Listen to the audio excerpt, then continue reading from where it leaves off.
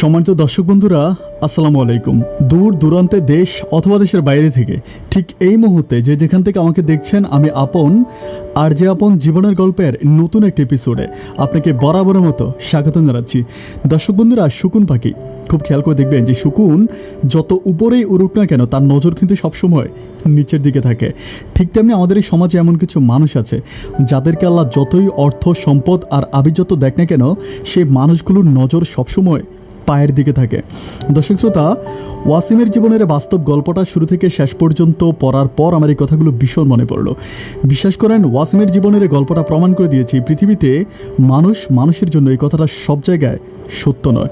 গল্পটা শুরু থেকে শেষ পর্যন্ত শোনার জন্য আপনাকে অনুরোধ করছি। ধন্যবাদ সবাইকে। সম্মানিত দর্শক বন্ধুরা, আসসালামু আলাইকুম রহমতুল্লাহি ওয়া বারাকাতুহু। আমার নাম হচ্ছে মোহাম্মদ ওয়াসিম, আমার বাড়ি রংপুর কুড়িগ্রাম। দর্শক শ্রোতা, আমার জীবনের গল্পটা শুরু করার শুরুতে আমি আপনাদেরকে আমার পরিবারের ব্যাপারে জানিয়ে রাখি। আমার পরিবারে আমি আছে, আমার বাবা আছে, আমার মা আছে, আমার একটা ছোট বোন। আমার পরিবারটা একটা নিম্নবিত্ত পরিবারের চেয়েও একটু নিচে, কেননা আমার আব্বা আগে আমাদের এলাকার সবচেয়ে নামকরা একজন কৃষক ছিল। আমার আব্বা মানুষের মাঠে ঘাটে কাজ করে আমাদের সংসারটা চালাতো। এ করে বাবা আমাকে কোনোরকম ক্লাস 5 পর্যন্ত পড়াশোনা করায়, কিন্তু 5-এর পর যখন বাবা আমাকে ক্লাস 6-এ ভর্তি করায় তখন আমার পড়াশোনার খরচটা বেড়ে যায়। তখন বাবার পক্ষে আসলে আমাকে টাকা দিয়ে পড়াশোনা করানোটা সম্ভব ছিল না। দেন বাবা আমার পড়াশোনা বন্ধ করে দেয়। বাবা আমার পড়াশোনা বন্ধ করে দিয়ে বাবার সাথে আমাকে মাঠে ঘাটে কাজ করায়। কিন্তু আমার একটা সমস্যা আছে, সেটা হচ্ছে আমি রোদের মধ্যে অনেকক্ষণ থাকতে পারি না। একদিন এভাবে কাজ করতে করতে একদিন আমি রোদের মধ্যে ঢুলে পড়ে যাই। দুপুরবেলা যখন হচ্ছে আপনারা যারা গ্রামের মানুষ তারা চিনবেন, ধান গাছ যখন ছোট থাকে এটা পরিষ্কার করতে হয়। আগাছা পরিষ্কার করার জন্য আমি ওরকম হচ্ছে গ্রীষ্মকাল ছিল, তখন প্রচণ্ড পরিমাণ রোদ ছিল। তা আমি যখন ওভাবে রোদের মধ্যে কাজ করতেছিলাম আমি ঢুলে পড়ে যাই। এরপর থেকে আমার আব্বাকে সবাই বলতেছিল যে এই ছেলেটা আসলে রোদে কাজ করতে পারবে না, আসলে সবাইকে দিয়ে কিন্তু সব কাজ হয় না। তখন সবাই আমার আব্বাকে বলতেছিল যে একে অন্য কোনো কাজ দাও, এই কাজ ও করতে পারবে না। তখন বাবা আমাকে বলে যে তুই কী করবি, কী করে তুই তোর পেট চালাবি।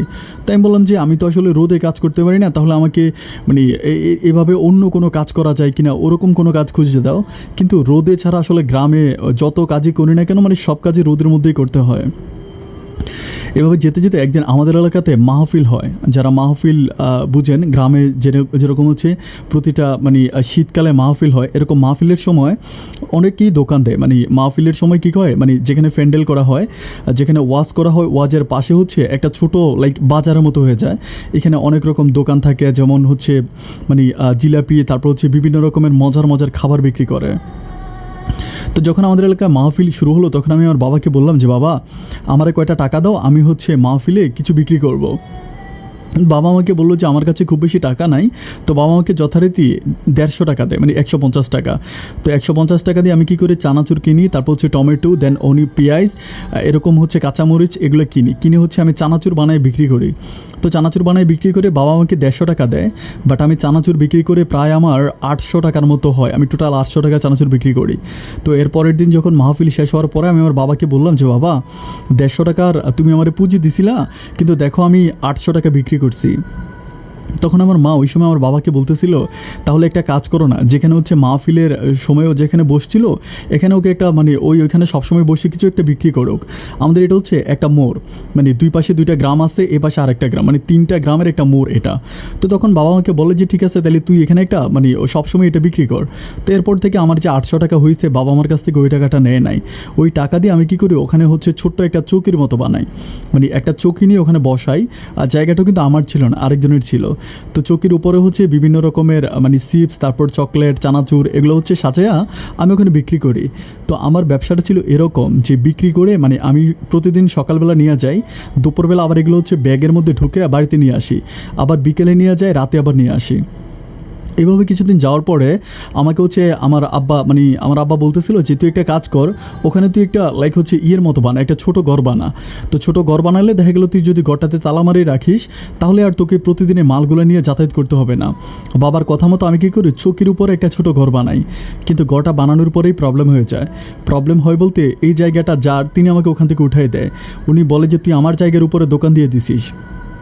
উনি যখন উঠিয়ে দেয় এরপর আমি আর বিক্রি করতে পারি না, আমার মালগুলো সব প্রায় পচে যাচ্ছিল। তো যার জায়গার উপরেই বসে উনি আমাকে উঠিয়ে দেয়, কেউ আমাকে দিতে দেয় না। তো সবশেষ আমি কী করি, রাস্তার পাশে হচ্ছে একদম ছোট করে, মানে একদম ছোট্ট করে একটা দোকান দিই, মানে একেবারে রাস্তার পাশে। এটা কারো জমিনের মধ্যে পড়ে না, রাস্তার মধ্যেই পড়ে। তো এভাবে যখন করতে থাকে আমাদের এলাকার মেম্বার একদিন আমাকে ওখান থেকে উঠাই দেয়। মানে মেম্বার বলে যে না, তুই এভাবে এখানে দোকানদারি করতে পারবি না, দোকানদারি করতে হলে তোকে প্রফেশনালি দোকান দিতে হবে। দেন আমি মেম্বারকে বলি যে আমি আপনার প্রতি মাসে 500 টাকা করে দিব, মানে প্রতি মাসে 500 টাকা করে দিব, আপনি আমাকে এখানে একটু দোকানদারি করতে দেন। তো জায়গাটা ছিল সরকারি, বাট সরকারি জায়গা আমি প্রতি মাসে 500 টাকা ভাড়া দিয়ে হচ্ছে আমাদের মেম্বারের কাছ থেকে নেই। এরপরে আমি ওখানে বসে বসে দোকানদারি করি, কিন্তু আমি দেখলাম যে আমার লাভের পরিমাণটা অনেক বেড়ে গেছে। মানে দেখা যায় কি আমার মাসে 2000-3000 টাকার মতো লাভ হয়। তো আমি চিন্তা করতেছিলাম যে আমি যদি দোকানটাকে আরেকটু মডিফাই করি, একটু বড় করি, তাহলে এখন যে পরিমাণ লাভ হচ্ছে আমার লাভ্যাংশটা আরও বেড়ে যাবে। আমি ওখানে হচ্ছে মানে যদি চা বিস্কিট এরকম কোনো কিছু উঠাই, তাহলে মোটামুটি এটা মানে অনেক মানুষ জমে আমি দেখি। মানে সন্ধ্যার পরে অনেক মানুষ এখানে সবাই হচ্ছে ঘুরেফেরা করার জন্য আসে। এরপর যথারীতি যার মানে জায়গাটা ছিল, আমি প্রথমে যার জায়গার উপরে চৌকি বসাইছিলাম, আমি ওনার সাথে কথা বলি। ওনার নাম ছিল হাবিব ভাই। আমি বলি, হাবিব ভাই, আমি আপনার দোকান মানে আপনার এখানে আমি একটা ছোট দোকান দিই, দোকান দিলে আমি আপনাকে প্রতি মাসে মানে 500 টাকা ভাড়া দিব। আমার টার্গেট হচ্ছে যে 500 টাকা আমি ওই আমাদের মেম্বারকে দিই, সেই 500 টাকা আমি হচ্ছে মানে জায়গার যে মালিক তাকে দিব। এরপর ওনার সাথে কথা বলি, উনি আমাকে বলে যে ঠিক আছে, তুই যদি আমাকে 500 টাকা করে দেস তাহলে তুই এখানে দোকান কর, কিন্তু আমি তোকে দোকান বানাই দিতে পারবো না, মানে দোকানটা তো নিজেকেই বানাইতে হবে। এরপরে আমি আমার বাবা, আমি, তারপর আমার ছোট বোন, আমরা 3 জন হচ্ছে মাটি কাটি, মানে অন্য জায়গা থেকে মাটি কেটে মাটি মাথায় করে নিয়ে আসি, ওখানে মাটি ফেলি, অ্যান্ড মাটি ফেলে এটা ভরাট করে একদম রাস্তার সমমান করে ফেলি।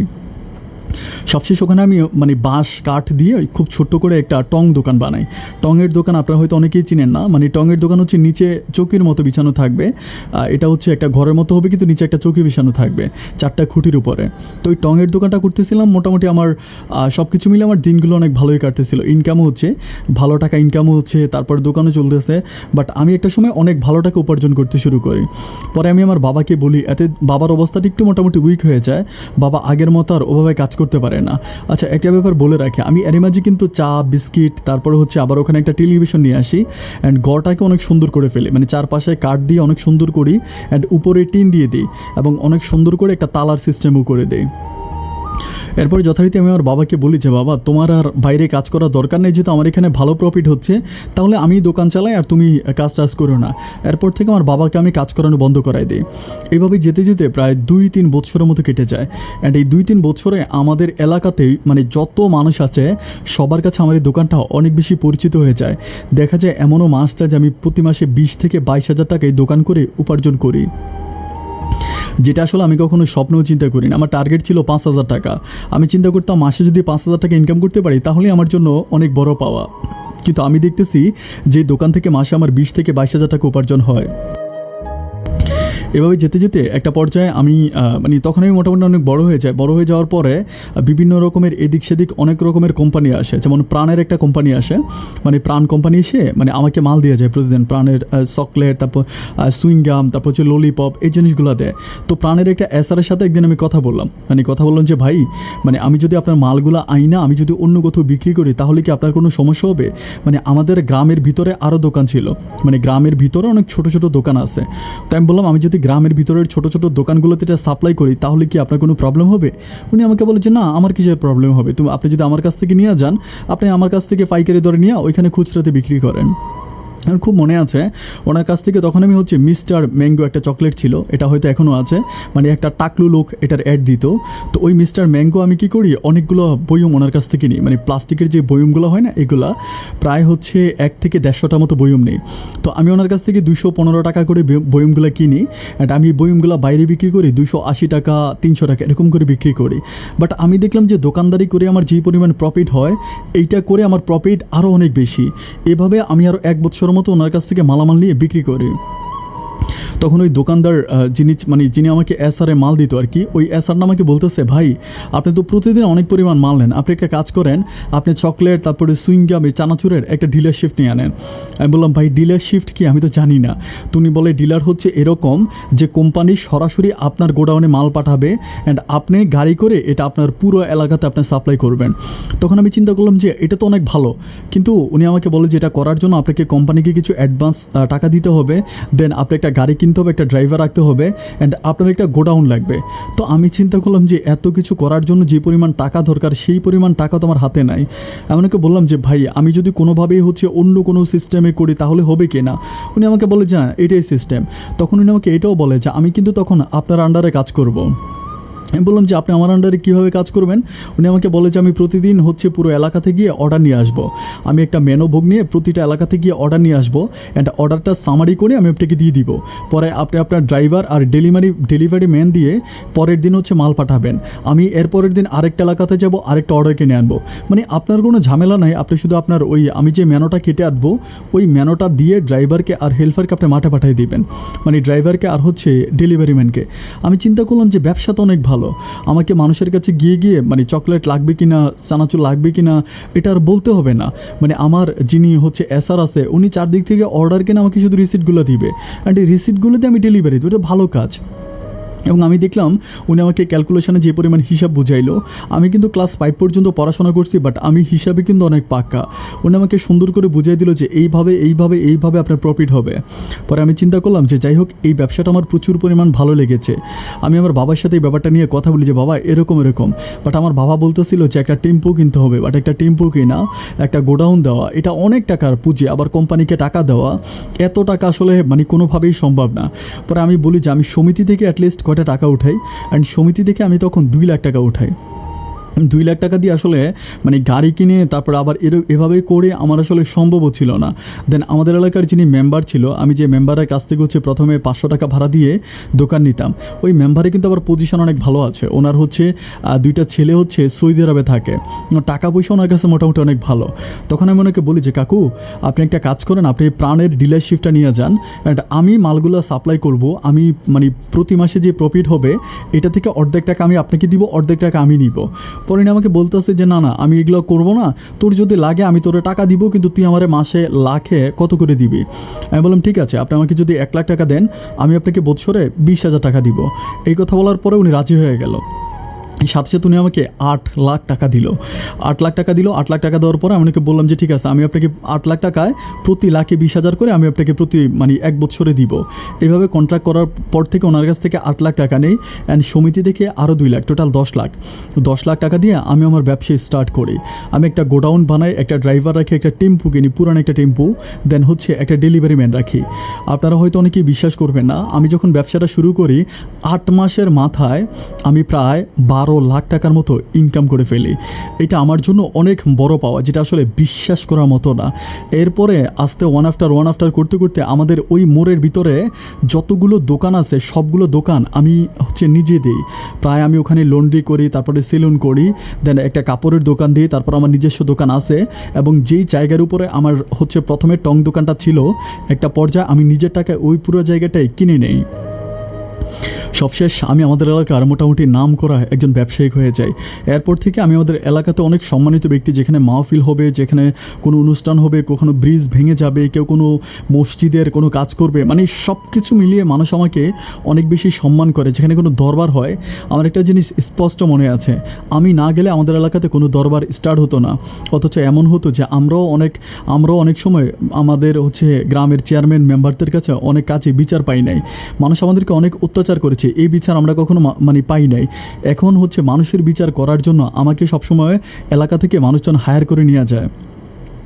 এভাবে আমার দিনগুলো অনেক ভালোই কাটতেছিল। আমি চিন্তা করতেছিলাম যে হয়তো আল্লাহ আমার দিকে ফিরে তাকাইছে, অ্যান্ড আমার বাবা মা আমার জন্য অনেক বেশি দোয়া করেছে, হয়তো তাদের দোয়ার কারণে আল্লাহ আমাকে এত বড় বানিয়েছে। এইভাবে যেতে যেতে আমাদের গ্রামের পাশেই একটা গ্রাম আছে, মানে যেটার নাম গাজীপুর, মানে গ্রামটার নামই গাজীপুর। ওই গাজীপুরে ওইখানে একদিন আমি কি করি, আমাদের একটা ছাগল ছিল, মানে ছাগল বলতে এটা আমি শখ করে পালি, এটা একটা রাম ছাগল ছিল। মানে এটা হয় না যে আমি দোকানের কাছে রাখলে দোকানের অন্য দোকানে যেরকম মানে কলা ভন এগুলো খাওয়ানোর পরে মানে ব্রেড এগুলো আমি আমার ওই রাম ছাগলটাকে খাওয়াই। রাম ছাগল কিন্তু আবার এগুলো খেতে খুব পছন্দ করে।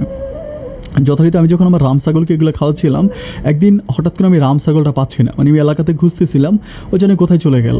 একটা ছেলে একটা ছেলে আমাকে আইসা বলতেছে, ভাই গাজীপুরের ওইদিকে দেখলাম যে, বা গাজীপুর গ্রামে দেখলাম যে আপনার ছাগলটা মনে হয় ওইদিকে আছে। আমি বললাম মানে তুমি কি দেখছো? পরে বলে দেখলাম ভাই ওইদিকে হচ্ছে মানে একটা ছাগল, রাম ছাগল দৌড়ে হয়ে গেছে। দেন আমি হচ্ছে খুঁজতেছি যে রাম ছাগলটা কোথায় গেল। আমি ওই সন্ধ্যার পরেই মানে উনি ওই ছেলেটা আমাকে যখন বলে তখনই প্রায় সন্ধ্যা। দেন আমি সন্ধ্যার পরে গাজীপুর ওইদিকে ঘুরতে যাই, মানে হাঁটতে যাই, আর আমি দেখি যে কোনোভাবে আমার ছাগলটাকে খুঁজে পাই কি না। তো এভাবে খুঁজতে খুঁজতে আমি হঠাৎ করে দেখতে পাই যে একটা লাইক হচ্ছে একটা ঘরের ভিতরে মানে মানে ওরা মনে হয় কোনো পার্টি করেছিল। পার্টি বলতে এটা এখন আর হয় না গ্রামে, আগে গ্রামে এই জিনিসটা অনেক হইতো। গ্রামে হাঁসন রান্না করা হইতো, মানে গ্রামের ভাষায় যেটাকে হাঁসন বলে, আর আমরা শুদ্ধ বাংলায় বলি পাঁচমিশালি। পাঁচমিশালি রান্নাটা এরকম হয় যে দেখা গেল কি যে মানে একেবারে মানে সব রকম সবজি দিয়ে এক ধরনের একটা হাঁসন রান্না করা হয়, যেটা গ্রামের ভাষায় বলে। এরকম পাঁচমিশালি রান্না করা হয়েছিল। তো ওই একটা মেয়ে প্রতিটা ঘরে ঘরে গিয়ে মানে পাঁচমিশালিগুলো এরকম দিয়ে আসতেছে, মানে পাঁচমিশালি সবজি আর কি, সবজিটা দিয়ে আসতেছে।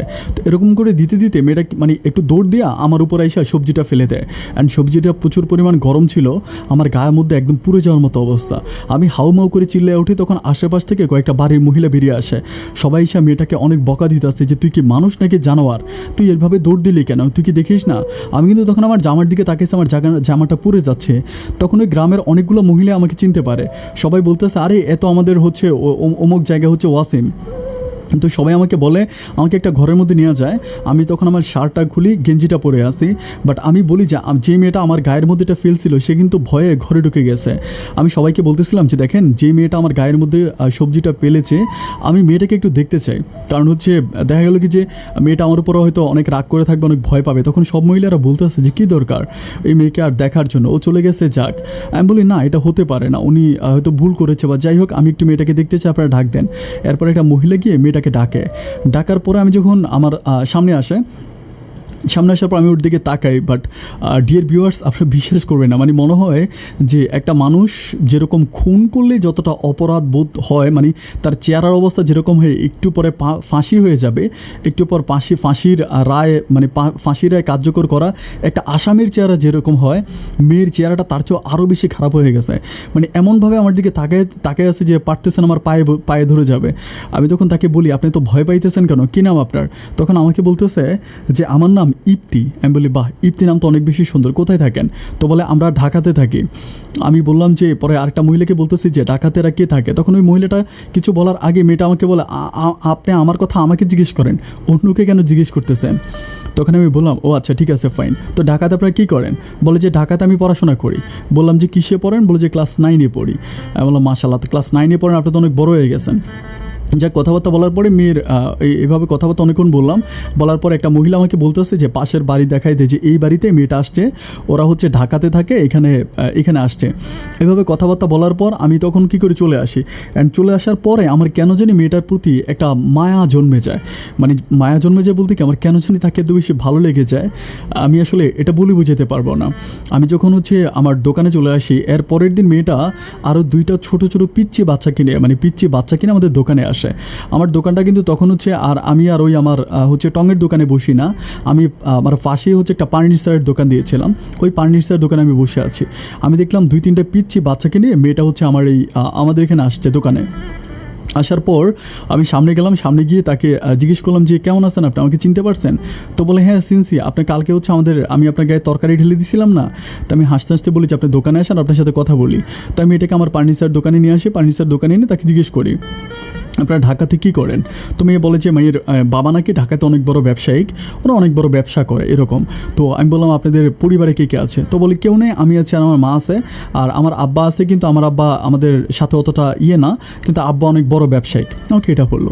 তো অনেক কিছু বললো, আমি তো বাট মেয়েটার একটা ব্যাপার বলে রাখি, আসলে মানে ছোট মানুষ হলেও আর চেহারাটা অনেক বেশি সুন্দর ছিল, অনেক ভালো এবং লক্ষ্মী একটা মেয়ে মনে হলো। আর কথা বলার মাঝে প্রচুর পরিমাণ রেসপেক্ট সম্মান রেখে কথা বলে। একটা পর্যায়ে কথাবার্তা শেষ করে মেয়েটা চলে গেল। আমি আমার দোকানেই বসেছিল হচ্ছে জোনায়েত নামের একটা ছেলে। জোনায়েতরে বললাম যে জোনায়েত মেয়েটার খবর নেয়। পরে আমার বলতেছে ভাই খবর নেওয়ার দরকার নেই, ঢাকায় থাকে, আর এই ঢাকায় মেয়েগুলো অনেক বেশি পাকনা হয়, মেয়ের সাথে কথা বললে কোনো লাভ হবে না। এভাবে কিছুদিন কেটে যায়, বাট আমার কাছে মেয়েটাকে অনেক ভালো লাগে। অ্যান্ড লাইক এর প্রায় 5-6 দিন পরে আমি যখন গ্রামে আবার একদিন বিকেলবেলা হাঁটতে যাই, বাট আমার টার্গেট হচ্ছে আমি কোনোভাবে যাতে মেয়েটাকে একটু দেখলে আমি তার সাথে কথা বলবো। এই টার্গেট নিয়ে আমি যখন ওদের গ্রামে যাই, ওভাবে হচ্ছে গ্রামে আমি পুরোটা গ্রাম হাঁটি, বাট আমি মেয়েটাকে আর দেখি না। একটা ছেলেকে জিজ্ঞেস করলাম ওই গ্রামের, সবাই আমাকে মোটামুটি চিনে যেত, পাশাপাশি গ্রাম। আর জিজ্ঞেস করলাম যে এরকম একটা মেয়ে যে এখানে থাকতো ইপ্তি নামের, ওই মেয়েটা কোথায়? পরে বলতেছে ওরা তো চলে গেছে। আমি বলি চলে গেছে মানে? বলে এই মেয়ে তার এটা হচ্ছে তার নানু বাড়ি, এখানে আসছে, এখান থেকে চলে গেছে। আমি বলি নানু বাড়ি হলে ওর মায়ের নাম কি? যখন ওর মায়ের নাম বলে তখন আমি বলি যে হায় রে, উনি একটা সময় কতটা গরিব ছিল। উনি কিন্তু আসলে অনেক বেশি গরিব ছিল মেয়েটার মা, বাট এখন আল্লাহ ওনাদেরকে অনেক কিছু দিয়েছে, অনেক ভালো আছে। এরপরে একটা পর্যায়ে উনি তো চলে যায়, তারপর থেকে আমি আর ওই বাড়ির দিকে আর যাই না, কারণ মেয়ে যেহেতু না আমি আর কেন যাবো। যেতে যেতে প্রায় 6 মাসের মতো কেটে যায়। অ্যান্ড 6 মাস পরে হচ্ছে আমাদের এখানে মানে আমরা যেহেতু কোরবানি দিয়েছিলাম, কোরবানির পরে আপনারা যারা মানুষ আছেন তারা হয়তো জানেন কোরবানির চামড়ার টাকাটা কিন্তু গরিব মানুষদেরকে দিতে হয় এরকম করে। তো এরকম আমি একদিন কী করি, আমিও একটা অনেক বড় সড়ো একটা গরু কোরবানি দিই। অ্যান্ড কোরবানি দেওয়ার পর আমি দেখতেছি মানে কোরবানির 2 থেকে 3 দিন পরে মানে অনেক মহিলারা এরকম এসে মানে টাকা উঠাইতে আসে, মানে টাকা মানে চামড়ার টাকা। তো উঠাচ্ছে ওই মহিলাগুলোর মাঝে আমি দেখলাম যে ওই মেয়েটার যে মেয়েটা মানে যে মেয়েটাকে আমি দেখেছিলাম তার মা আছে। মানে তার মা যখন তার মায়ের মানে আমাকে তো তার মায়ের নাম বলা হয়েছিল, একটা ছেলে আমাকে তার মায়ের নাম বলেছে, তখন আমি মহিলাটাকে দেখতে পাই। দেখার পর আমি চাচি বলে ডাক দিই, উনি আমার দোকানে আসে। আমি বললাম চাচি আপনি আমার বসেন তো, আপনার সাথে একটু কথা বলি। তো বলে হ্যাঁ বাবা বলো না। আমি বললাম চাচি আমি আপনার চিনি চিনি মনে হয়।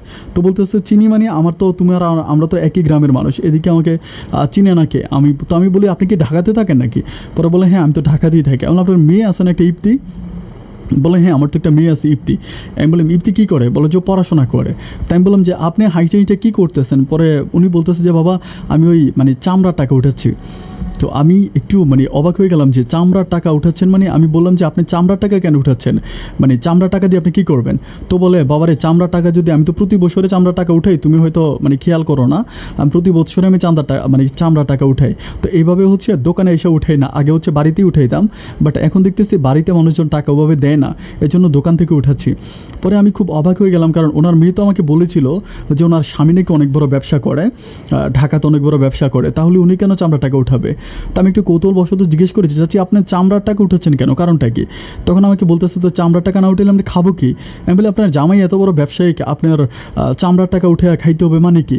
পরে উনি একটা হাইসা বলে বাবারে কিসের ব্যবসায়িক, আমার স্বামী তো ঢাকাতে রিক্সা চালায়। আমি তখন বুঝতে পারলাম যে মেয়েটা ছোটো মানুষ, হয়তো আমাকে মিথ্যে বলেছে, এটাই হবে যে মিথ্যে বলেছে, ছোটো মানুষ হয়তো বলেই ফেলছে। তো আমি এটার কিছু মনে করি না, আমি ওনাকে 1000 টাকা দিই। উনি নিতে চায় না, আমি বলি যে এটা আপনি নিয়ে যান, আপনি নিলে খুব খুশি হব। 1000 টাকা দিই। 1000 টাকা দেওয়ার পর ওনার সাথে আমি বলি যে চাচি আপনি মাঝে মাঝে আমার দোকানে আইসেন, কতদিন থাকবেন এখানে? আপনার মেয়ে আসে নাই? বলে যে না বাবা আমার মেয়ে আসে না, আমার মেয়ে ঢাকাতেই আছে, ওর বাবার কাছে আছে। আমি বলি যে আপনার আর কোনো মানে আপনার কোনো ছেলে মেয়ে নাই? তো বলে যে না আমার আর কোনো ছেলে মেয়ে না, আমার একটাই মেয়ে। এবং কতদিন থাকবেন? বলে যে থাকবো আমি 8-10 দিনের মতো থাকবো। তো এরপরে আমি মাঝে মাঝে ওনাকে আমার দোকানে আনি, আমার দোকানে ওনার সাথে কথাবার্তা বলি। উনি আমার দোকানে এসে খুব মানে কমফর্ট ফিল করে, অনেক ভালো লাগে ওনার সাথে যখন কথাবার্তা বলি, অনেক আদর আপ্যায়ন ভালোবাসা দিয়ে কথা বলে। ডিয়ার ভিউয়ার্স, একটা কথা আমি আসলে বলতে ভুলে গেছিলাম যে ছোটোবেলা থেকে আমার মনে একটা স্বপ্ন ছিল এরকম যে আমি আসলে খুব বেশি পড়াশোনা করতে পারি নাই, মানে অনেক বেশি পড়াশোনা করতে পারি নাই, বাট আমার অনেক ইচ্ছা যে আমি যাকে বিয়ে করব আমার বউটা যাতে অনেক বেশি শিক্ষিত আর অনেক সুন্দর হয়। এটা আমি ছোটোবেলা থেকে এই স্বপ্নটা আমার মনে লালন করে আসছে যে আমি যাকে বিয়ে করব সে দেখতে অনেক বেশি সুন্দর হবে, অ্যান্ড সে অনেক দূর পর্যন্ত পড়াশোনা করবে, অনেক গ্র্যাজুয়েশন কমপ্লিট করা একটা হবে। তখন আমি ওনাকে দেখার পর আমার সেই ছোটোবেলার স্বপ্নের কথাটা মনে পড়ে গেল। আমি তখন ওনাকে বললাম যে চাচি আপনার মেয়ে যে ইপ্তি পড়াশোনা করে, পড়াশোনার খরচটা কে দেয়? উনি আমাকে বলে যে বাবারে খুবই কষ্ট হয় মানে পড়াশোনা করাইতে, তাই এলাকার মানুষের কাছ থেকে কোনো মতে টেনে টুনে কোনোভাবে আমি ওকে পড়াশোনা করে। আমি বলি কাকি আপনি ওকে পড়াশোনা করান, কিন্তু এলাকা থেকে টেনে টুনে কেন? আপনার জামাই রিক্সা চালায় ওরা পড়াশোনা করাইতে পারে না? উনি বলে যে না রিক্সা চালিয়ে আসলে ওনার পক্ষে এত বড় সংসারটা টানা সম্ভব না। আমি চিন্তা করতেছি এই বছরে মেয়েটাকে আমি এসএসসি পরীক্ষা দেওয়ানোর আমার অনেক ইচ্ছা ছিল, কিন্তু আমার পক্ষে আসলে বাবা আমি এসএসসি পরীক্ষা দেওয়াইতে পারবো না, এই পর্যন্ত আমি তার পড়াশোনা বন্ধ করে দিই। আমি চিন্তা করতেছি ঢাকা দিকে আমি তার পড়াশোনা বন্ধ করাই দিব। তখন আমি বললাম যে এটা কেমন কথা বলেন, যে মেয়েটা ক্লাস 9-এ পড়তেছে, আমাদের এলাকার একটা মেয়ে, আপনি তার পড়াশোনা বন্ধ করাই দিবেন? আচ্ছা আপনি যখন ঢাকায় যাবেন আপনি আমাকে সাথে করে নিয়ে যাবেন। আমি ইচ্ছা করে ওনাকে বলি। অ্যান্ড এরপরে উনি যখন ঢাকাতে যায়, উনি একদিন আমাকে বলে যে তুমি না বলছিলে যে ঢাকায় গেলে তোমাকে নিয়ে যাওয়ার জন্য? আমি বললাম আমি যে ওনার বাসায় যাবো আমি এটা বলি নাই, আমি বললাম যে ঢাকা থেকে আমি কিছু মাল কিনে নিয়ে আসবো, মানে ফার্নিচারের কিছু রং আনবো, এটা বলে আমি হচ্ছে ওনার সাথে ঢাকাতে রওনা দিই। ঢাকাতে যাওয়ার পর উনি আমাকে ওনাদের বাড়িতে নিয়ে যায়, মানে গ্রামে নিয়ে হচ্ছে ওনার একটা বস্তিতে তাকে ওই বস্তিতে নিয়ে যায়। বাট ওই বস্তিতে যাওয়ার পর মেয়েটা আমাকে দেখে এত লজ্জা পায়, মানে মেয়েটার আমার দিকে তাকায় না, কথাই বলে না, মানে বাসা থেকে বেরিয়ে গেছে প্রায় 2 থেকে 3 ঘন্টা হয়ে গেল, মেয়েটার আমার সামনে আসতেছে না। পরে আমি বলতেছি, কাকি একটা কথা বলি, আপনারা কিছু মনে করিয়েন না।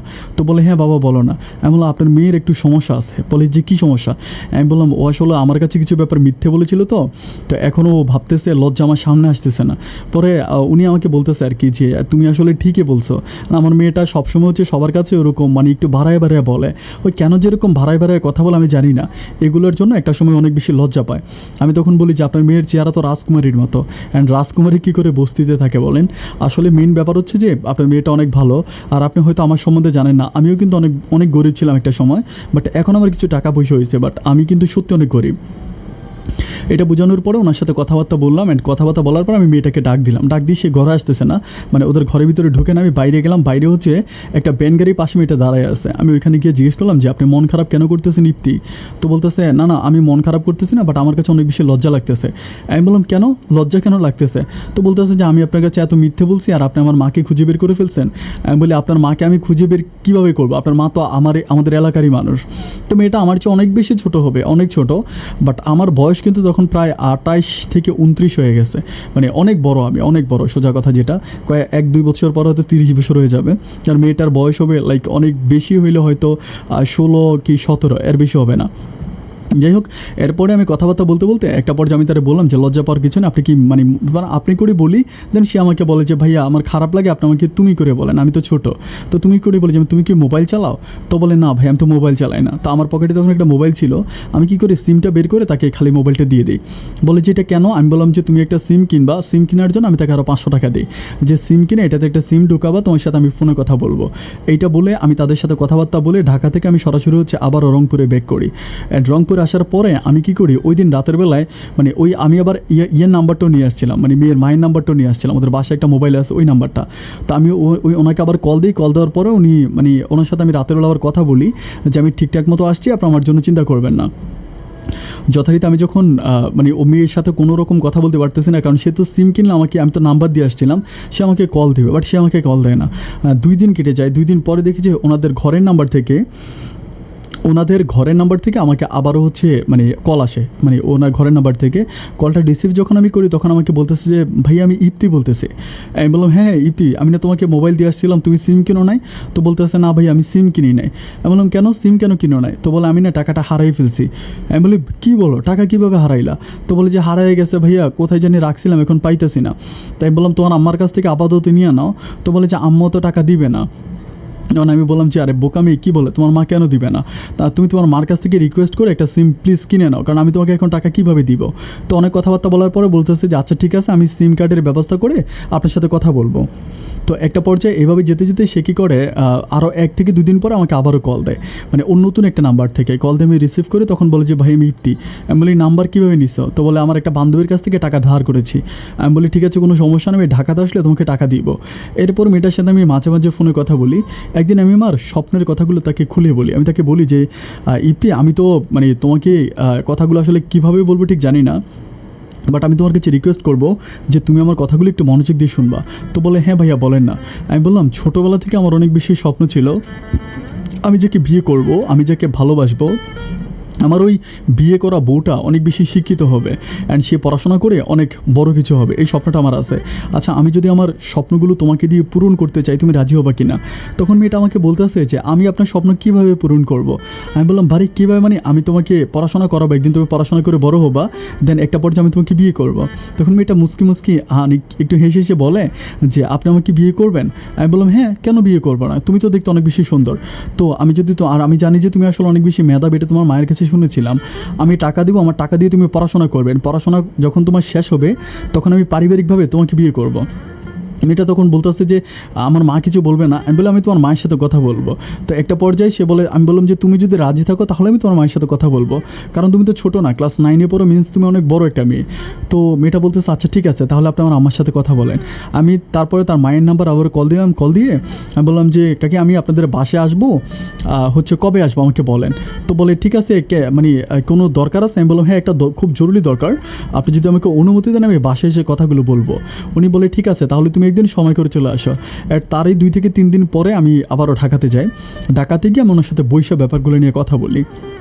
আমি সেমভাবেই বলি, কোনো রকম লুকোচুরি কিছু নাই, যে আপনার মেয়েটাকে আমার অনেক ভালো লাগে, আমি তাকে বিয়ে করতে চাই। কিন্তু আমার বিয়ে করার আগে কিছু শর্ত আছে। শর্ত হচ্ছে আমি তাকে এসএসসি পরীক্ষা দেওয়াবো, কলেজে ভর্তি করাবো, তাকে আমি পড়াশোনা করাবো। অ্যান্ড যখন তার পড়াশোনা শেষ হয়ে যাবে আমি তখন তাকে বিয়ে করব। পড়াশোনার আগে আমি তাকে বিয়ে করব না, তার পড়াশোনার সমস্ত খরচ আমি দিয়ে যাব। তখন মেয়েটার মা তো আলহামদুলিল্লাহ বলে একদম আল্লাহর কাছে হাত তুলে আমার পায়ে ধরার মতো অবস্থা। আমি বললাম যে আপনি কোনো টেনশন করবেন না, আমি মেয়েটাকে পড়াশোনা করাবো। এরপর থেকে আমি প্রতি মাসে ওর পড়াশোনার জন্য যত টাকা খরচ হয়, মানে যত টাকা ওর দরকার হয়, প্রতি মাসে আমি ওর জন্য টাকা পাঠাইতে থাকি। কোনো সময় মানে এমন হইতো যে মাসে মাসে আমি ওর জন্য 8,000 10,000 এরকম করে টাকা পাঠাইতাম। বাট টাকা পাঠাইতে একটা সময় সে কী করে, এসএসসিতে খুব ভালো একটা রেজাল্ট করে, খুব ভালো রেজাল্টে এসএসসি পাস করে। তখন এসএসসি পাস করার পরে ওর মা আমাকে অফার দিতেছে যে বাবা এসএসসি তো পাস করে ফেলছে, তুমি এখন ওকে বিয়ে করে ফেলো, অ্যান্ড বিয়ে করে দেন হচ্ছে ওকে তোমার এলাকাতে নিয়ে ওইখানে গিয়ে পড়াশোনা করাও। বাট আমার কথাবার্তা হচ্ছে ঢাকাতে থাকলেও আসলে মানে যতটুকু ভালো পড়াশোনা করতে পারবে, আমি যদি গ্রামে নিয়ে আসি তাহলে তার পড়াশোনায় হয়তো বেঘাত ঘটতে পারে। কারণ ঢাকাতে অনেক ভালো স্কুল, ভালো কলেজ, ভালো ভার্সিটি, এবং ঢাকার পরিবেশ অনেক ভালো। ওরা বস্তিতে থাকে তো কী হয়েছে, কিন্তু ও যে স্কুলগুলোতে পড়ে সেই স্কুলগুলোর স্টুডেন্টগুলো তো হচ্ছে অনেক ভালো পজিশনের। এটা চিন্তা করে আমি তারা বললাম যে আপনি তারা ঢাকারই কোনো একটা কলেজে ভর্তি করাই দেন, অ্যান্ড ওইখানেই থেকে সে পড়াশোনা করুক। তো উনি বলে যে আচ্ছা ঠিক আছে, তাহলে তুমি যেটা ভালো মনে করো, আমি তোমার কথার উপরে তো কোনো কথা বলবো না, এ পর্যন্ত তুমি যেটা আমাকে করতে বলেছো আমি সেটাই করেছি, ওকে ফাইন। আমি তাকে ঢাকার একটা কলেজে ভর্তি করাই দিই। এরপর উনি যথারীতি ওকে ঢাকার একটা কলেজে ভর্তি করেন, ঢাকাতে থেকে পড়াশোনা করে। আমি মাঝে মাঝে হয়তো মানে প্রতি মাসে 1বার কি 2বার যাই, অ্যান্ড 1বার 2বার গিয়ে তার সাথে ঢাকায় দেখা করে আসি। আমাদের মাঝে মাঝে ফোনে কথা হয়, বাট আমাদের মাঝে প্রেম ভালোবাসার যেই কথা না, ওইরকম কথাবার্তাগুলো হয় না। মানে আমি তাকে সবসময় বলি যে তুমি ক্লাসে গেছো কি না, পড়ছো কিনা, ক্লাস করছো কিনা, মানে ওই শুধুমাত্র কাজের কথাবার্তাগুলো হয়। আর আমিও আসলে আমার দোকানপাট নিয়ে অনেক বেশি ব্যস্ত থাকি, ওইভাবে সময় আমি ওকে আর প্রপার মানে দিতে পারি না। এভাবে যেতে যেতে বাট অনেক দিন কেটে যায়, প্রায় হচ্ছে 1-1.5 বছরের মতো কাটে। আমি এরই মাঝে হচ্ছে আমার এলাকাতে আমি কিছু ফিশারি নিই, মানে মাছের কিছু মাছের ফিশারি বলতে মাছের হেসারি যেটাকে বলা হয় আর কি। মাছের ফোনা পেলে তারপরে হচ্ছে বড় মাছ এখান থেকে আমরা বানাই। তো আমি কি করি, যখন আমি মাছের হেসারিটা করি, তো আমি আসলে রাতের বেলায় কোথাও থাকতে পারি না, কারণ আমার প্রায় এখানে 7-8 লাখ টাকার মতো মাছ আমি ফেলেছি। তো যে কোনো সময় কেউ যদি বিষ ঢেলে দেয়, এটা কিন্তু গ্রামে হয় যে গ্রামের হেসারির মধ্যে মানুষ মাঝে মাঝে শত্রুতামি করে বিষ ঢেলে দেয়। তো যদি বিষ ঢেলে দেয় তাহলে তোমার মাছগুলো মরে যাবে, এই টেনশন করে আমি আর মানে হচ্ছে ওইখান থেকে রংপুর থেকে আমি আর ঢাকায় অতটা যাতায়াত করি না। তো প্রায় 1 বছরের মতো কেটে যায়, ওর সাথে আমি শুধু ফোনে কথা বলা হয়। 1 বছর পর আমি যখন যাই আমি তাকে চিনতে পারি না, মানে অনেক বড় হয়ে যায়, মানে আরও অনেক সুন্দর হয়ে যায়, আগে যতটা সুন্দর ছিল আরও অনেক বেশি সুন্দর হয়ে যায়। তো আমি তাকে বলি যে চলো না আজকে আমরা একটু ঢাকা শহরে ঘুরবো, তখন কিন্তু সে আমাকে তুমি করে সম্বোধন করে, আমাকে তুমি করে বলে, আমিও তুমি করে বলি। আমি তাকে পুরোটা ঢাকা শহর সেদিন ঘুরি। আমার কাছে খুব বেশি ভালো লাগে যে আমি আসলে নিজের নামটা অত সুন্দরভাবে লিখতে পারি না, কিন্তু আমি যাকে ভালোবাসি, যে আমার ভালোবাসার মানুষ, সে ঢাকারই কোনো একটা সুনামধন্য কলেজে পড়াশোনা করে, এবং সে দেখতে এতটাই স্মার্ট আর এতটাই সুন্দর যে আমি যখন তাকে নিয়ে রাস্তা দিয়ে হাঁটতে থাকি তখন বিভিন্ন মানুষ ইশারা ইঙ্গিতে আমার দিকে তাকায় থাকে। আমাদের বর্নিংটা এত ভালো, এত মিশুয়ার ছিল, আমি আসলে বলে বোঝাতে পারবো না। আমি যা বলি ও আমার সব কথা শোনে। আমার এই জিনিসটা সবচেয়ে বেশি ভালো লাগে। হয় না যে কিছু মেয়ে অবাধ্য হয়, মানে নিজের স্বামীর কথা মানে না, স্বামীর কথা রাখে না, বাট এগুলোর মাঝে আমি কোনোভাবে হচ্ছে ওর অন্যরকম কিছু দেখি নাই। আমি যখন যেটা বলি ও সবসময় আমার কথাগুলো অক্ষরে অক্ষরে পালন করে। আমি যেটা করতে বলি ও সেটাই করে। আমি যদি বলি যে সারাদিন এখানে বসে থাকো, ও সারাদিন এখানে বসে থাকবে। প্রচুর পরিমাণ সম্মান আর ভালোবাসে আমাকে। যাই হোক, এভাবে আমাদের সম্পর্কটা হাঁটি পাপা করে সামনের দিকে যাচ্ছে। এতে সে একটা সময় এসএসসি পরীক্ষা দেয়, এইচএসসি পরীক্ষা দেয়। এসএসসি পরীক্ষা দিয়েও অনেক ভালো রেজাল্টে সে পাস করে। পাস করার পরে সে বিশ্ববিদ্যালয়ে ভর্তি হয়। অ্যান্ড ও যখন বিশ্ববিদ্যালয়ে ভর্তি হয় তখন থেকে আমার পরিবারের দিকে একটা প্রবলেম শুরু হয়। মানে আমার মা সবসময় বলে যে আমার বয়স কিন্তু তখন প্রায় অনেক হয়ে গেছে, 30-এরও আপ। মানে বিয়ে করার জন্য প্রচুর পরিমাণ পরিবার থেকে প্রেশার দিচ্ছে। তারা বিভিন্ন মেয়ে দেখতেছে, এদিক সেদিক মেয়ে দেখতেছে, বিয়ে করাবে আমাকে। বাট আমি তো এখন আর বিয়ে করবো না, কারণ আমি শুধু তাকে ভালোবাসি। আর আমার এই পরিবারকে আমি আসলে ওই ভালোবাসার কথাগুলো বলি নাই। কেন বলি নাই এই ব্যাপারটা বলে রাখি, কারণ আমার বাবা মা হচ্ছে গ্রামের মানুষ, তারা হচ্ছে অতটা বুঝবে না। তারা যদি এটা চিন্তা করে যে আমি একটা মেয়েকে টাকা দিয়ে পড়াশোনা করাই, তাহলে তারা খুব রাগ করবে, তারা ভাববে যেটা কেমন কথা। তারা যেহেতু গ্রামের টেন্ডেন্সি তাদের মাথায়, এটা ওরা আসলে মেনে নিবে না। তো এই জন্য আমি আমার বাবা মাকে কথাগুলো না বলে আমি নিজের থেকে তাকে টাকা দিয়ে পড়াশোনা করাই। আমি এই কথাগুলো আমার বাবা মাকে কিছুই বলি না। যাই হোক, এভাবে যেতে যেতে ও কী করে মানে ওই বিশ্ববিদ্যালয় থেকে পড়াশোনা করে। অ্যান্ড পড়াশোনা করতে করতে একটা পর্যায়ে আমি তখন কিন্তু আমি আবার একটু বেশি ঢাকাতে যাতায়াত করতাম।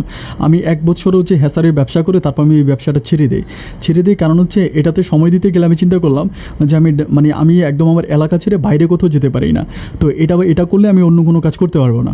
এই জন্য হ্যাসারির ব্যবসাটা আমি ছেড়ে দিই। তো আমি কী করি, সুযোগ পেলে ঢাকাতে চলে যাই। মানে তখন কিন্তু আমি ঢাকাতে একটু বেশি যাতায়াত করি, মানে 15 দিন 1 মাস এভাবে আমি প্রতিদিন যাতায়াত করি। তো এভাবে যেতে যেতে আমি একটা জিনিস খেয়াল করে দেখি, ও কেমন জানি একটু মানে বিরক্তি ফিল করে। মানে আমি যখন ওর সাথে চলাফেরা করি, হাঁটাচলা করি, ও একটু বিরক্তি ফিল করে, ভালো কমফোর্ট ফিল করে না। তখন আমার নিজের কাছে অনেক বেশি খারাপ লাগে। আমি চিন্তা করি যে যেহেতু এখন বিশ্ববিদ্যালয়ে পড়ে, অনেক বড় হয়ে গেছে, তখন আমার নিজের মাথার মধ্যে যে জিনিসটা আসে যে আমি তাকে বিয়ে করে ফেলবো, অ্যান্ড বিয়ে করে দেন তারপর আমি তাকে পড়াশোনা করাবো। এই কথাগুলো আমি কী করি, তার মাকে বলি একদিন। ওই দিনই বলি আমি তার মাকে যে আমি হচ্ছে ওকে বিয়ে করবো, অ্যান্ড বিয়ে করার পরে ও ঢাকাতে থাকবে, এখানে থেকে পড়াশোনা করবে।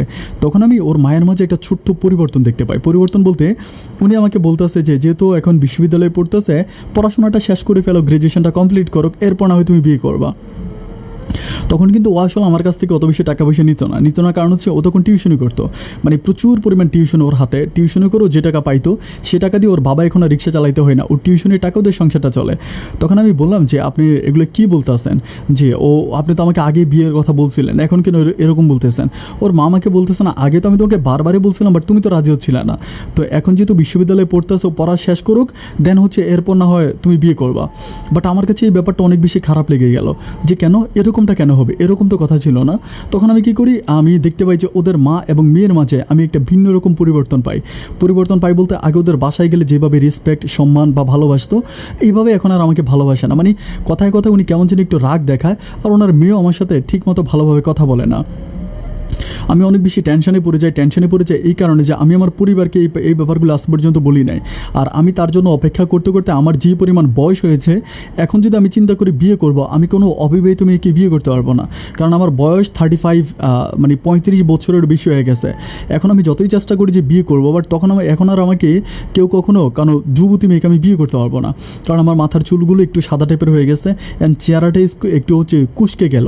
তো এরপর আমি খুব টেনশনে পড়ে যাই। বাট দিন যত যাচ্ছে ওদের মা মেয়ে ততটাই পরিবর্তন হয়ে যাচ্ছে।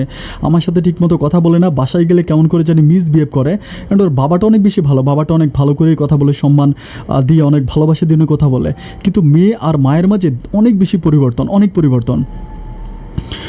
তখন আমি চিন্তা করতেছি যে এভাবে যদি চলতে থাকে তাহলে একটা সময় আমি ওকে হারাই ফেলবো, অ্যান্ড আমি ওকে হারাই ফেলবো এই ব্যাপারটা খুবই নিশ্চিত।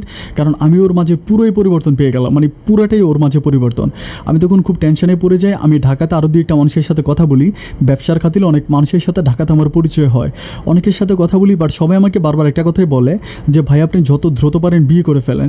এলাকাতে ঢাকাতে যত বন্ধু বান্ধব, পাড়া প্রতিবেশী যাদেরকে জানাই, সবাই আমাকে বলতেছে যে বোকামি যা করেছিস আর করিস না, অনেক বোকামি করে ফেলেছিস, এবার এসব বন্ধ করে মেয়েটাকে অ্যাটলিস্ট বিয়ে করে সংসার কর।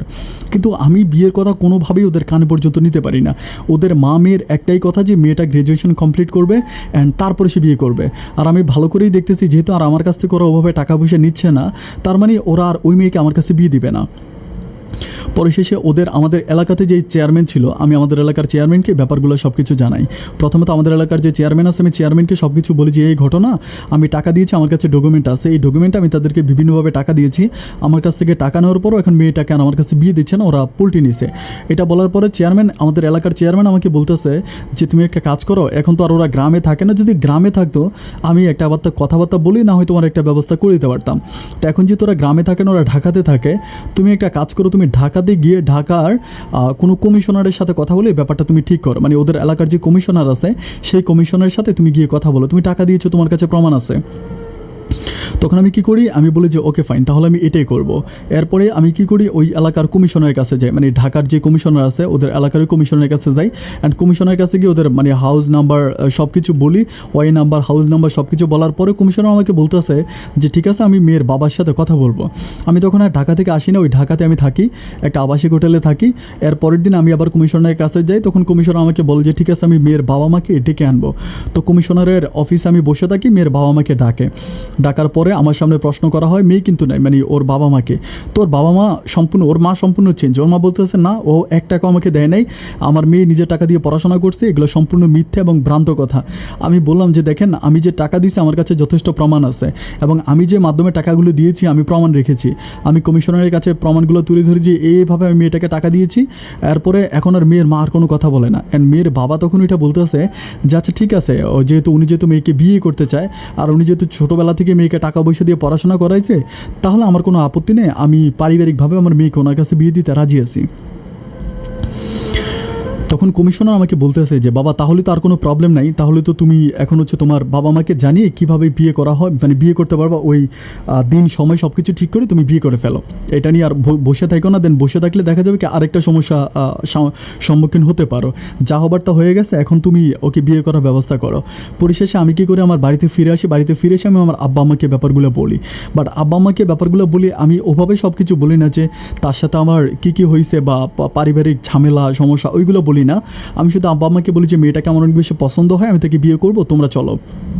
দেন আব্বা আম্মা থেকে আমার আব্বা আম্মা কী করে, ওর বাবা মায়ের কাছে যায়, গিয়ে বিয়ের প্রস্তাব নিয়ে কথাবার্তা বলে। অ্যান্ড ওর বাবা মা তখন একটা দিন ঠিক করে। অ্যান্ড ওই দিনে আমি একেবারে ধুমধাম করে, আমাদের এলাকাতে মনে হয় না যে আমার বিয়েতে এমন কোনো মানুষকে আমি দাওয়াত দেওয়া ছাড়া বাকি রেখেছি। একেবারে গরিব থেকে ধনী পর্যন্ত প্রত্যেকটা মানুষকে আমি আমার বিয়েতে ইনভাইট করেছি, এবং সবাই প্রচুর পরিমাণ আমার বিয়েতে আনন্দ ফুর্তি করে পারিবারিকভাবে আমি ইপ্তিকে বিয়ে করে ঢাকা থেকে আমার শহর রংপুরে নিয়ে আসি। আমার দিনগুলো তখন প্রথম দিকে অনেক বেশি ভালো যাচ্ছিল না, কারণ প্রথম দিকে তার মনে কষ্ট আছে যে আমি তাকে তার অনিচ্ছায় বিয়ে করেছি। সে আসলে এই সময় আমাকে বিয়ে করার জন্য রাজি ছিল না। তো এরপর আমি তাকে একরকম যেহেতু প্রেশার দিয়ে বিয়ে করেছি, তো এই জন্য আমার উপর একটু মনোমালিন্য বলতে আমার সাথে একটু রাগ, ঠিকমতো কথা বলে না, একটু রাগারাগি করে থাকে। এইভাবে প্রায় 3 মাসের মতো কাটে। অ্যান্ড 3 মাস পরে আমি তাকে মানে বুঝিয়ে শোনায়া মোটামুটি ঠিক লাইনে আনার জন্য চেষ্টা করি।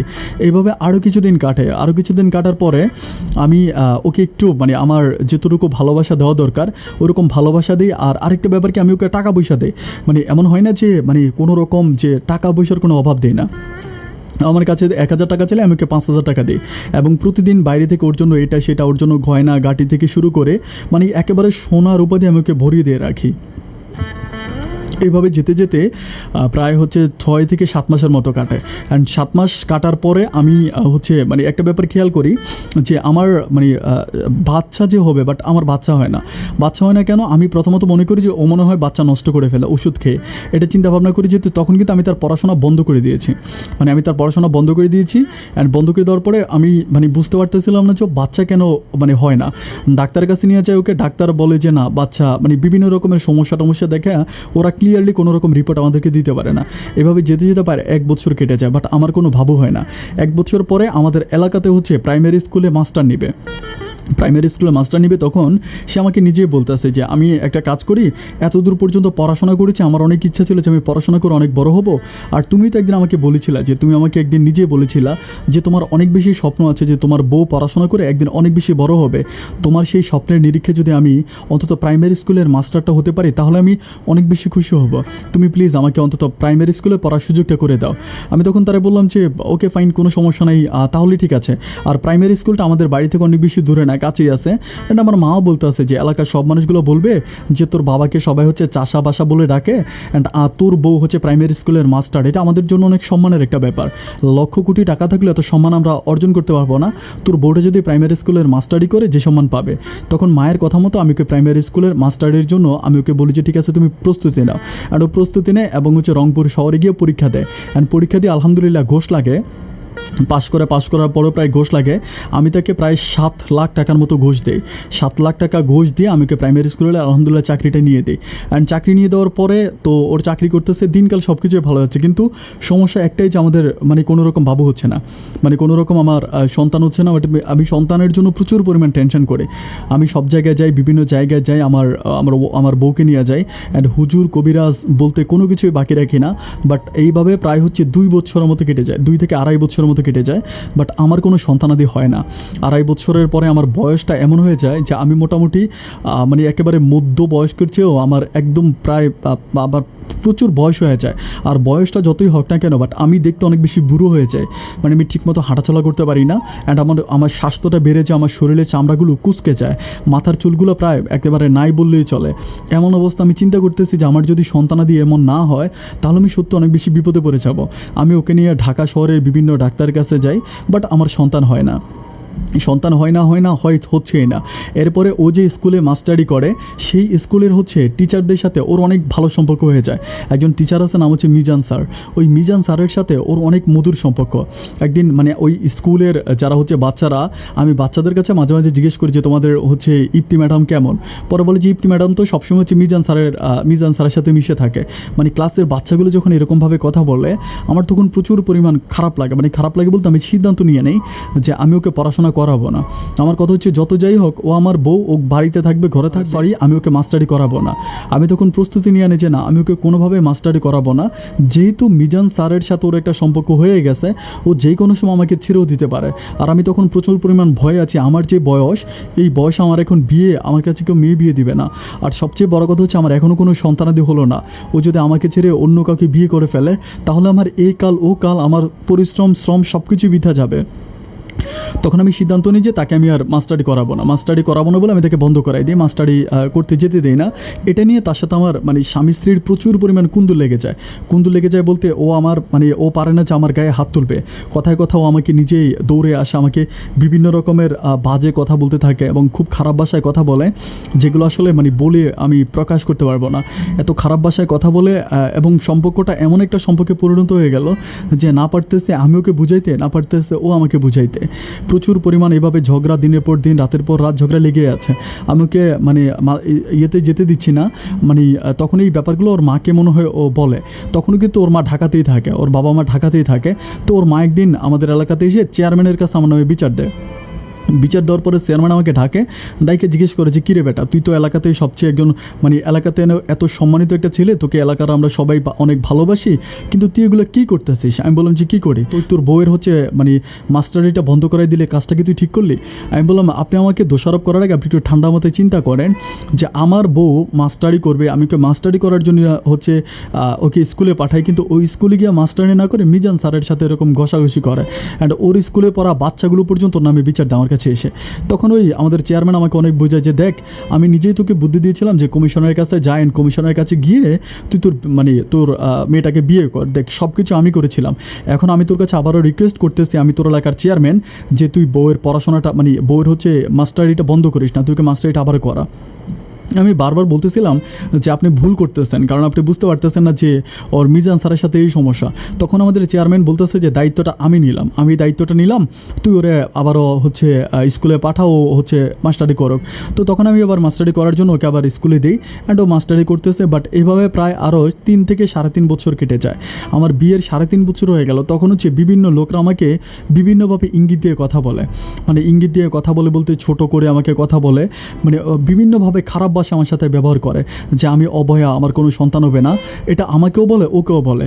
আমি তখন চিন্তা করতেছি, তখন কিন্তু আমি আমাদের এলাকাতে মোটামুটি একদম নাম করে একজন ব্যক্তি, মানে ধন সম্পদ, টাকা পয়সা, অর্থ হাবিজাত্র কোনো কিছু আমার অভাব নাই। আমার ঘর বাড়ি একদম মোটামুটি সব কিছুই আছে। তো তখন আমি চিন্তা করতেছি যে আমার এত সব থেকে কী হবে যদি আমার একটা সন্তানই না থাকলো। পরিশেষে আমি ঢাকাতে তো অনেক কবিরাজ অনেক কিছু দেখালাম, বাট কোনোভাবে কাজ হয় না। তো কিছুদিন পরে ওর মা করলো কি, ওর মা হচ্ছে কোত্থেকে জানি, মানে ইন্ডিয়ার কোত্থেকে জানি এক ধরনের পানি পড়া নিয়ে আসে। উনি আমাকে বলে যে লাইক হচ্ছে 2 লিটারি বোতলের একটা পানির বোতল। উনি বলে যে ইন্ডিয়া থেকে কোথায় থেকে নাকি উনি পানিগুলো নিয়ে আসছে। উনি আমাকে বলে যে প্রতিদিন এই পানিটা তুমি খাবা, মানে একদম খালি পেটে, মানে 2 ইয়ে করে খাবা। আমাকে কোয়ান্টিটি বুঝিয়ে দেয়, পরিমাণ বুঝিয়ে দেয় যে এই পরিমাণ পানি খাবা, বাকি পানিটা হচ্ছে অন্য পানির সাথে মিশিয়ে তুমি গোসল করবে। করবা, এরকম করে উনি আমাকে এগুলো দেয়। তো যেহেতু আমার শাশুড়ি মা, আমি চিন্তা করি যে যাই হোক, উনি তো চায় ওনারও একটা নায়নাতকুর হোক। উনি আমাকে সবসময় উনি নিজেই কান্নাকাটি করে বলে যে আমার মেয়েটা, আমার একটাই মেয়ে, আমার আর কোনো ছেলে মেয়ে নাই, আমার কি ইচ্ছা করে না যে আমার একটা নাতি হবে, আমার একটা নাতনি হবে, আমি তাদেরকে কোলে নিব। উনি নিজে মন খারাপ করে আমাকে মাঝে মাঝে এই কথাগুলো বলে। দেন আমি তখন করি কি যে ওকে ফাইন, ঠিক আছে, আমি অনেকে যেভাবে বলে এভাবে আমি খাই। বাট খাওয়ার পরে প্রায় 2 মাসের মতো কেটে যায়, আমি আমার মাঝে কোনো পরিবর্তন দেখতে পাই না। 2 মাস কাটার পরে আমি তখন ওনাকে বলি যে এগুলো তো কোনো কিছু হচ্ছে না, তাহলে আপনি আমাকে আরও একটু ব্যবস্থা করেন। পরে উনি কী করে, আরও কিছু মাংস নিয়ে আসে। তখন উনি আরও লাইক 10 থেকে 15 দিন পরে কিছু মাংস নিয়ে আসে, আমাকে বলে যে মাংসগুলো খাও, মাংসগুলো খেলে ভালো হবে। খালি পেটে খুবই শুকনো মাংস, মানে মাংসগুলো অনেক শুকনো, এই মাংসগুলো আমাকে খাওয়ায়। অ্যান্ড মাংসের পরিমাণটা ছিল প্রায় 1 কেজির চেয়েও বেশি হবে, এরকম একটা প্লাস্টিকের ব্যাগে করে উনি আমাকে বলে। অ্যান্ড এই মাংসটা খেতে হয় আমাকে সিদ্ধ করে, মানে আমি গরম পানির ভিতরে মাংসটা ভিজিয়ে রাখি, অ্যান্ড ওই সিদ্ধ মাংসটা আমি খাই। আমি ওনাকে একটা কথা বলি যে আপনি কেন আপনার মেয়েকে কোনো কিছু খাওয়ান না? তখন উনি বলে যে আমি যত হুজুর, কবিরাজ, ডাক্তার সবাই আসলে তাও ঠিক, ডাক্তারের কাছে গেলেও ডাক্তার আমার সমস্যার কথাই বলে, ওর সমস্যার কথা কিন্তু ডাক্তার বলে না। তারপরে উনি কবিরাজের কাছে গিয়ে যখন কথা বলে, তখন কবিরাজও সেম কথাই বলে যে সমস্যা আমার ওয়াইফের কোনো সমস্যা নাই। তখন উনি আমাকে এগুলো খাওয়াইতে থাকে, আমি খেতে থাকি। যেতে যেতে প্রায় 3 মাসের মতো, এর মাঝে 3 মাসের মাঝে উনি মনে হয় 5-6 বার আমাকে মাংসগুলো এনে দিছে, আমি মাংসগুলো খাচ্ছি। এবার 3-4 মাস পরে আমি আমার মাঝে একটা মানে লাইক একটা পরিবর্তন দেখতে পাই বলতে আমি মুহূর্তের মাঝে হঠাৎ করে, আমি তো এমনিতে একটু স্বাস্থ্য ভালো ছিল, বাট এরপরে স্বাস্থ্য এমনভাবে বেড়ে যায় যে আমি আমার শরীর নাড়াইতে পারি না। মানে স্বাস্থ্য এমনভাবে বেড়ে যায় যে আমার গলার নিচে মাংস বেড়ে, আমার পেট বেড়ে, আমার মানে এমন অবস্থা হয় যে আমি একেবারে মানে গ্রামের বাসায় যেটা ব্যাঙ, একেবারে ব্যাঙের মতো হয়ে যায়, একদম গোল হয়ে যায়, এমন স্বাস্থ্য যে আমি দাঁড়াতে পারি না। এতটাই অবস্থা খারাপ হয়ে যায়, আমি ভালো ডাক্তারের কাছে যাচ্ছি, বাট ডাক্তার আমাকে বারবার বলে যে আমি কী খাইছি। আমার পেটের ভিতরে ওরা চেক করে, এটা সেটা বলে যে আমি নাকি মানে বিষাক্ত টাইপের কিছু খেয়েছি, আমাকে এভাবে বলে যে আপনি প্রচণ্ড রকমের বিষাক্ত টাইপের কিছু খেয়েছেন। আমি বললাম যে বিষাক্ত টাইপের কোনো কিছু তো খাই নাই, তাহলে এটা কেন হলো? তো এরপরে এভাবে কিছুদিন যাওয়ার পরে আমার গায়ের মধ্যে এক ধরনের মানে বিষ ফোড়া হয়। আপনারা যারা বিষ ফোড়া চিনেন, মানে বিষ ফোড়া হয়, মানে বিষ ফোড়াগুলো এত বড় বড় হয়, আমার পুরো শরীরে মনে একদম কম করে হইলো 20 থেকে 30টা বিষ ফোড়া হয়। অ্যান্ড ওই বিষ ফোড়াগুলোর মানে প্রতিটা ফোড়া যখন পাকে, মানে পাকার পরে যখন এগুলো থেকে বিষ বের করা হয়, আমার অবস্থা এতটাই খারাপ হয়ে যায় আমি আসলে বলে বুঝাইতে পারবো না। একটা সময় আমাকে ঢাকা হসপিটাল, মানে আমাদের হচ্ছে রংপুর হসপিটালে ভর্তি করায়, বাট রংপুর হসপিটাল থেকে বলতেছে যে আমাকে বাঁচানো সম্ভব না, আমাকে ওইখান থেকে ঢাকাতে নিয়ে যায়। ঢাকাতে নিয়ে আমাকে বডি স্ক্যান করায়। আমার টাকার কোনো মানে বিকল্প নাই। আমার প্রায় 20 থেকে 22 লাখ টাকার মতো বডি স্ক্যান করানোর জন্য লেগে যায়। আমি প্রচুর পরিমাণ টাকা নষ্ট করতে থাকি, বাট কোনোভাবে আমার কোনো পরিবর্তন হয় না। আমার পাশে কেউ গন্ধের জন্য দাঁড়াতে পারে না, আমার পুরো শরীরের মাংসগুলো যেন পচে যাওয়ার মতো অবস্থা। মানে মাংসের অবস্থা এমন খারাপ হয় যে মানে মাংস পচলে যেরকম পচা গন্ধ না, এরকম মাংস পচা গন্ধ আমার গায়ে। একটা পর্যায়ে ওই ঢাকা থেকেও আমার কোনো রকম ট্রিটমেন্ট হয় না, তখন ঢাকা থেকে তারা আমাকে সিঙ্গাপুরে পাঠানোর জন্য ব্যবস্থা করে। অ্যান্ড সিঙ্গাপুরে পাঠাইতে হলে যেই পরিমাণ টাকা দরকার, সেই পরিমাণ টাকা আমি জোগাড় করতে পারি না। এরপরে আমার যত জায়গা সম্পত্তি ছিল, আমি যে জায়গাগুলো কিনেছিলাম, আমার মানে বাজারের যে দোকান, আমি সব কিছু বিক্রি করে তা আমার আগে বাঁচতে হবে। ডাক্তার আমাকে একটা কথাই বলেছে, আমাকে আসলে বাংলাদেশে থাকলে আমাকে বাঁচানোই সম্ভব না, কারণ আমার বডির ভিতরে এমন কিছু মানে অ্যান্টিভাইরাস ওরা পেয়েছে, মানে এমন কিছু ভাইরাস আমার শরীরে এসেছে। অ্যান্ড ওই ভাইরাসগুলো যদি মানে বিদেশে গিয়ে এটাকে খুব প্রপারলি ট্রিটমেন্ট করতে হবে। এরপরে আমাকে সিঙ্গাপুরে পাঠানো হয়। আমি সিঙ্গাপুরে প্রায় হচ্ছে 2.5 মাসের মতো থাকি। অ্যান্ড এই 2.5 মাসে আমার ঘর বিটা ছাড়া আর কোনো কিছুই নাই। আমি যত টাকা উপার্জন করি আমার সব টাকায় চলে যায়। লাস্ট পর্যন্ত আমার মা, আমাদের এলাকাতে চেয়ারম্যান থাকে, চেয়ারম্যান, মেম্বার, তারপরে মানুষের কাছ থেকে বিভিন্ন রকমের, আমার বাবা মা মানুষের হাতে পায়ে ধরে ভিক্ষা করে টাকা নেয়, ওই টাকা দিয়ে আমার ট্রিটমেন্ট সিঙ্গাপুরে চলে। বাট আমার সিঙ্গাপুর থেকে যেটা হয় সেটা হচ্ছে আমার বিষ ফোড়াগুলো বন্ধ হয়, কিন্তু শরীরে যে পৌঁছে যাওয়া যে জায়গাগুলো, এই জায়গাগুলোকে স্ক্যানেট করতে হলে আরও বেশি টাকা লাগবে, অনেক টাকা লাগবে। বাট ওই টাকা আমার পক্ষে আর দেওয়া সম্ভব না। আমি 2.5 মাস পর্যন্ত সিঙ্গাপুরে থাকি। 2.5 মাস সিঙ্গাপুরে থাকার পর আমি ওখান থেকে ফিরে এসে যখন আমি বাংলাদেশে আসি, আমার অবস্থা এরকম হয়ে গেছে যে আমার শরীরের অনেক জায়গার মাংসরা কেটে রেখে দিয়েছে। অ্যান্ড মাংসগুলো এমনভাবে পচে গেছে, এবং ওই পরে যখন নতুন মাংস লাগানো হয়েছে, ওই মাংসগুলোর মধ্যে আমি প্রচুর পরিমাণ ব্যথা ফিল করি। কোনোভাবেই হচ্ছে আমি নিজের শরীর নাড়াইতে পারি না, হাঁটতে পারি না। আর সবচেয়ে বড় কথা হচ্ছে মানে আমি কোনো রকম খাবার খেতে পারি না।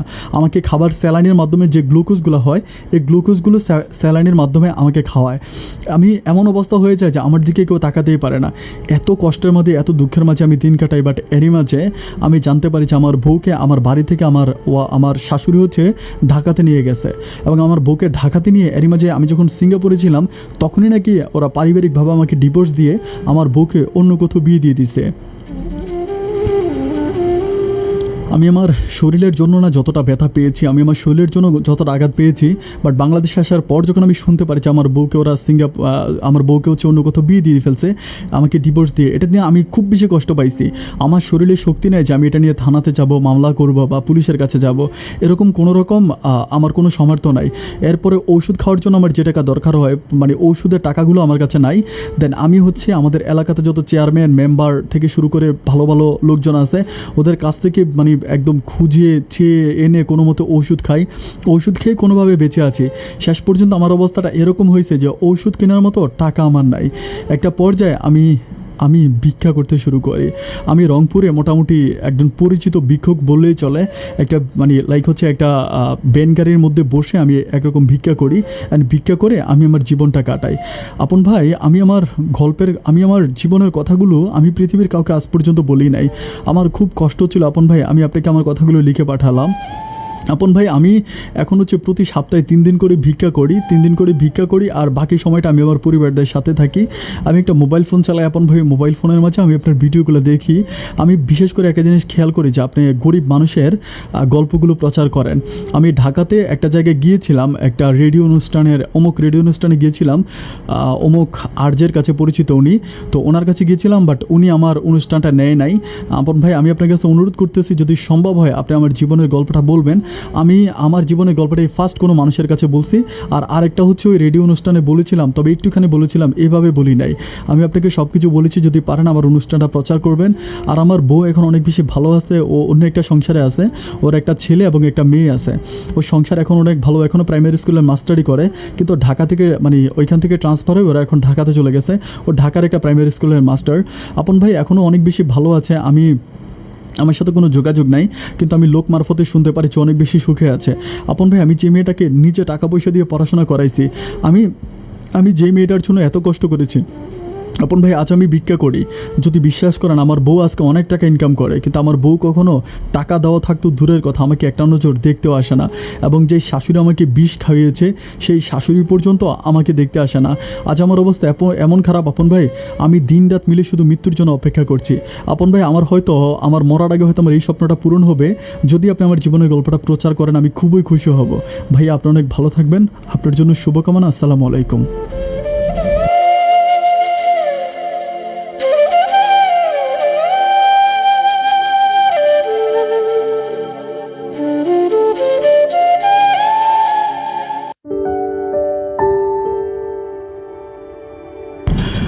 সম্মানিত দর্শক বন্ধুরা, শুরুতে সবাইকে অনেক বেশি ধন্যবাদ। এতক্ষণ পর্যন্ত ভীষণ লম্বা একটা স্টোরি আপনারা খুব মনোযোগ দিয়ে গল্পটা শুনেছেন, এটার জন্য অনেক ধন্যবাদ। আর গল্পটা আসলে আমি আসলে অনেক লাইভ স্টোরি প্রচার করি, বাট ওনার গল্পটা একটু ভিন্ন রকম ছিল। মানে উনি আমাকে যেভাবে লিখে পাঠিয়েছে এগুলো আসলে মানে আমি যে লেখাগুলো আবার পুনরায় আমার হচ্ছে ডিসপ্লেতে লিখেছিলাম, বাট ওভাবে আসলে লেখাগুলো খুব ক্লিয়ার বোঝা যাচ্ছিল না। মানে আমার লেখারই মিস্টেক আমি মনে করি আর কি। তো যার জন্য আমি আপনাদের কাছে ক্ষমা চেয়ে নিচ্ছি, যারা মানে আমার হয়তো অনেক ভুল ভ্রান্তি হয়েছে, তারপর আপনার মনোযোগ দিয়ে কথাগুলো শুনেছেন। ডিয়ার ভিউয়ার্স, আমরা ওয়াসিমের জীবন থেকে যেটা শিখে পেলাম, মানে ওয়াসিম, আমি খুবই অবাক হয়ে যাই, কারণ ওয়াসিম ভাই মানে উনি পড়াশোনা করেনি ঠিক আছে, বাট ওনার জীবনে উনি যে স্ট্রাগলটা করেছে, মানে যে যুদ্ধটা করেছে, একদম এলাকার একটা গরিব মানুষ হয়ে, একেবারে নিম্নবিত্ত একটা ছেলে হয়ে সে সিঙ্গাপুরে গিয়ে তার ট্রিটমেন্ট করেছে, এটা আসলে মানে চিন্তা করা যায় না। সে আসলে তার লাইফটাকে সে এমন একটা জায়গায় নিয়ে গেল, কিন্তু ভুলটা ছিল সামান্য একটা ভুল ছিল যে তার শাশুড়িকে সে বিশ্বাস করে তার শাশুড়ি তাকে পানি পড়া তারপরে মাংস খাইয়েছিল। পানি পড়াটা ডাজন্ট ম্যাটার, চিন্তা করে না, কিন্তু মাংসটা যে কিসের মাংস খাইয়েছে এটা উনি নিজেও বলতে পারে না, বা আমি নিজেও জানি যে আসলে কিসের মাংস ওনাকে খাওয়ানো হয়েছিল এবং যে মাংসের পরিপ্রেক্ষিতে ওনার শরীরে এমন বিষ পড়া হয়ে গিয়েছিল। ডিয়ার ভিউয়ার্স, আপনারা একটা জিনিস খেয়াল রাখবেন যে আমরা এই জিনিসগুলো মাঝে মাঝে দেখি যে আমাদের সংসারের মধ্যে দেখা গেল যে কোনো মানুষের একটু অসুস্থ হলে আমরা কী করি, প্যারাসি ট্যাবলেট, তারপরে মানে ডাক্তারের কাছে গিয়ে বলি যে আমার বুক ব্যথা, আমার শরীর ব্যথা, আমাকে ওষুধ দেন। ডাক্তার ওষুধ দেন, এই ওষুধগুলো আমরা বছরের পর বছর খাই। আমরা একটাবার ভালো কোনো ডাক্তারের কাছে গিয়ে ওটা পরীক্ষা করি না যে আমার আসলে এই প্রবলেমটা কোত্থেকে। এটা খেয়াল রাখবেন যে স্বাস্থ্যই সকল সুখের মূল। স্বাস্থ্যই সকল সুখের মূল। আর যে ভুলটা ওয়াসিম ভাই করেছে, যে আমি বলি না যে ওনার ওয়াইফের কথা, আমি বলি যে ইপ্তি আসলে ইপ্তিকে আমি খুব বেশি খারাপ বলি না। ইপ্তি ওনার সাথে খুব খারাপই কিছু করেনি, যদিও কিছু করেও থাকে তবে সেটা তার মায়ের কারণে, তার মা তাকে প্রলোভনা করিয়ে কিছু খারাপ কাজ করাতে পারে, কিন্তু ইপ্তি অনেক ভালো ছিল। ডিয়ার ভিউয়ার্স, সব অনেক ভালো থাকবেন, সুস্থ থাকবেন, এই শুভকামনায় আজকের মতো আমি আপন এখানেই বিদায় নিচ্ছি। অন্য কোনো দিন অন্য কারো জীবনের গল্প নিয়ে, জীবনের গল্প এই অনুষ্ঠানে আমি আপন আবার হাজির হয়ে যাবো। সেই পর্যন্ত সবাই ভালো থাকবেন, সুস্থ থাকবেন, এই শুভকামনায় এখানেই বিদায়। আসসালামু আলাইকুম।